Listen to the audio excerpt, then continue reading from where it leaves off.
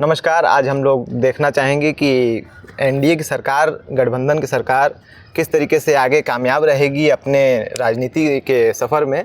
और उसके लिए हमारे साथ एक मौजूद हैं, गोरखपुर के नागरिक हैं और थोड़ा सा इसमें रुझान भी रखते हैं और काफ़ी जानकार हैं इस क्षेत्र में। तो आइए समझते हैं कि क्या आपका लगता है कि ये सरकार टिकेगी और चल पाएगी? अपने 5 वर्षों का कार्यकाल इसका कैसा रहेगा? क्या सबसे पहले मैं आप ही का भाई बंद हूँ, मैं भी इस फील्ड में काम करता हूँ और आप इस मुद्दे पे हमसे बात कर रहे हैं। तो देखिए, एनडीए गठबंधन जहाँ तक दिख रहा है, एनडीए गठबंधन इस वक्त तो मजबूत दिख रहा है। इसमें कोई पेच फंसा हुआ नहीं लग रहा है। जिस प्रकार से तमाम अटकलें लगाई जा रही थी, क्या नीतीश कुमार टूटेंगे, क्या चंद्रबाबू नायडू टूटेंगे, लेकिन अभी तक की खबर ने पुष्टि नहीं कर पाई है। और मुझे लगता है कि इस बार भी एनडीए गठबंधन सरकार बना तो ली है। कल 9 जून को प्रधानमंत्री नरेंद्र मोदी फिर शपथ लेंगे, तीसरी बार शपथ लेंगे देश के प्रधानमंत्री के रूप में। और आप देखना होगा, मंत्रालय पे डिपेंड करता है मैंग जी, मंत्रालय कौन सा घटक दल कौन सा मांग कर रहे हैं। अब तो ये तो कल ही पता चलेगा। जिस तरह से ये 3 लोगों की जोड़ी बनी है जी, तो सभी चाहेंगे कि हमारे को भी कोई ना कोई मंत्रालय बने। और जिस तरह से ये नीतीश कुमार दूसरे खेमे में और फिर वापस से दूसरे खेमे में चले जाते हैं, इन पर कितना भरोसा जताना फ़ायदेमंद होगा? देखिए, घटक दल चूँकि विश्वास तो करना पड़ेगा, बिना विश्वास के आप आगे तो बढ़ नहीं पाएंगे, या फिर इसी में फंसे रह जाएंगे। तो फिर आप 5 साल में कार्यकाल के 5 सालों में जनता के लिए काम क्या करेंगे? विश्वास तो भाई साहब करना पड़ेगा। विश्वास अगर जो नहीं होता तो आरजेडी भी विश्वास की थी और उनको मुख्यमंत्री के रूप में एक बार बीच में जो गठबंधन टूटा था भाजपा से, और नीतीश कुमार और महागठबंधन के वहाँ बिहार में सरकार बनेगी, तो आरजेडी ने विश्वास किया और उनको ही मुख्यमंत्री बनाया। जिस तरीके से देश में बीजेपी की पार्टी कमज़ोर हुई है, खास करके अपने यूपी में, और ये जनता का भरोसा, एक तरीके से कहा जाए तो जनता का भरोसा इसमें कम हुआ है। देखिए, जिस तरह से भारतीय जनता पार्टी की शक्तियाँ कम हुई हैं, ख़त्म तो नहीं हुई हैं, कम हुई हैं। कम होने का कारण तमाम कारण है। मैं आपको एक कारण बता रहा हूँ कि भाजपा जिस तरह से काम कर रही थी, उस पर कुछ चीज़ों पे काम नहीं कर पाए, कुछ फोकसों पे, कुछ ज़मीनी मुद्दों पे ध्यान नहीं। उसके साथ देखिए, ध्यान कौन देता है? प्रधानमंत्री ध्यान देगा नहीं।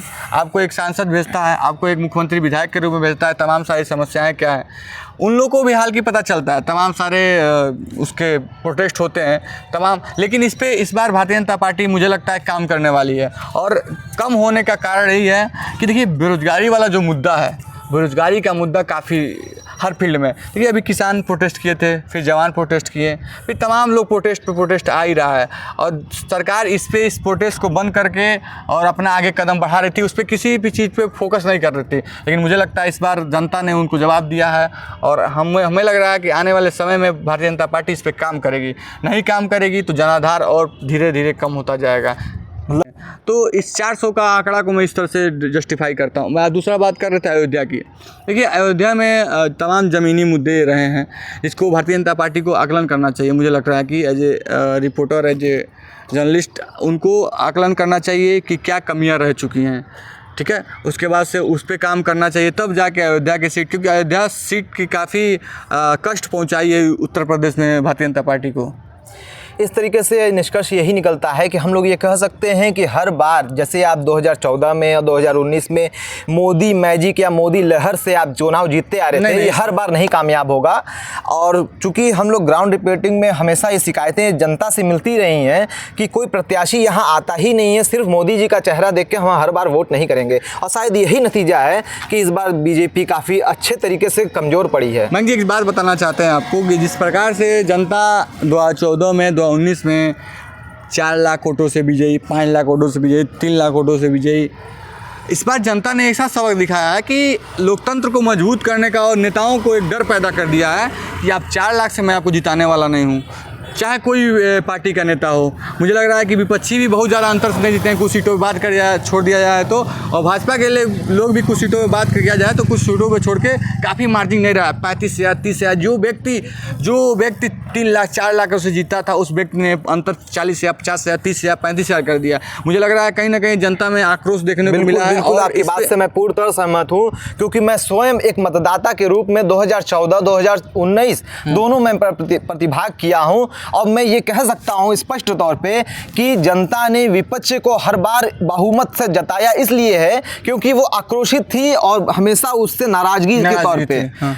और इस बार भी विपक्ष कमजोर था, विपक्ष का कोई चेहरा था ही नहीं। देखा जाए तो सिर्फ चारों बगल बीजेपी, और बीजेपी को ये भी कहा जा रहा था कि बड़े मीडिया प्लेयर हो चुके हैं क्योंकि कुछ चुनिंदा ऐसे बड़े दिग्गज लोगों का नाम जोड़ा जाता है, गोदी मीडिया कह करके संबोधित किया जाता है। बिल्कुल। तो आप ये नहीं कह सकते हैं कि लोगों पे मीडिया का कोई प्रभाव पड़ा है। मीडिया भी अपना कहीं ना कहीं रोल है जो रोल है, एक लेकिन विश्वास खराब ही दिशा सब में ले कुछ जा है। रही है। जनता के बीच देखिए, एक विश्वास मीडिया के ही माध्यम से तमाम आम जनता के बीच संदेश जाता है और मीडिया इस प्रकार की है। अभी देखिए हाल फिलहाल में रिजल्ट आने वाला था, 1 जून को चुनाव खत्म हुआ 7वें चरण का। उसके बाद मीडिया का आप एग्जिट पोल देखेंगे कितना, इसीलिए हमारी भारत मीडिया गलत आकलन था। और सच्चाई ये भी था कि जो पिछले बार की लहर थी, जो 14 की लहर, जो 19 की लहर थी, उससे लहर कम थी।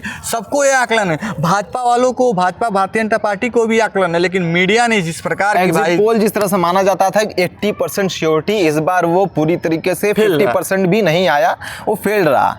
ये आप बिल्कुल, और कहीं ना कहीं मीडिया को अपना स्तर चेंज करना पड़ेगा। उससे तमाम लोग आस लगाए बैठे हैं, तमाम सच्चाई की जाने।